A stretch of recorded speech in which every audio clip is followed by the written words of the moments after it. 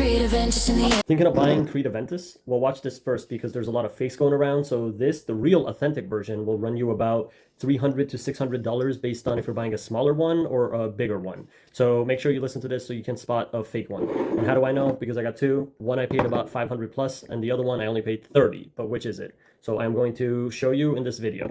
So this is one of the most iconic fragrances ever made, is with Creed. As you already know, Creed is, the house of Creed. So they got a variety of different colognes, all of them super expensive. It's a French designer cologne. So the number one mistake people make is because they can't afford it, they try to find super cheap online. And I can tell you right now, having purchased the cheap versions and the expensive versions, that you are almost 99.99% of the time going to get ripped off if you buy a cheap one.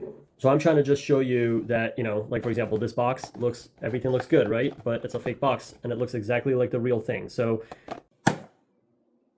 if you wanted to see if there's a certain thing that would give it away, you actually can't. Every exact detail of it looks exactly the same as the real box. Now, obviously, I have the real box, but it's like a couple of years old, so it's very crappy looking. So if you looked at that, you would actually think that was the fake box. When you open the cologne, you would see, everything's exactly the same as the real one. So just to show you, this is the fake one, the one that's pretty much full. This is the real one, the one that I've been using a lot, pretty much almost every day for the past couple of years.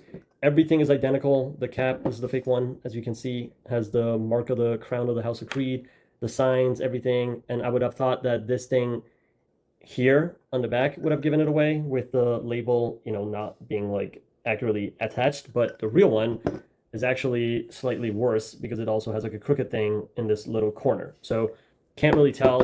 Everything's distinguishable. Even at the bottom of it, this is the real one, actually looks more fake than the fake one.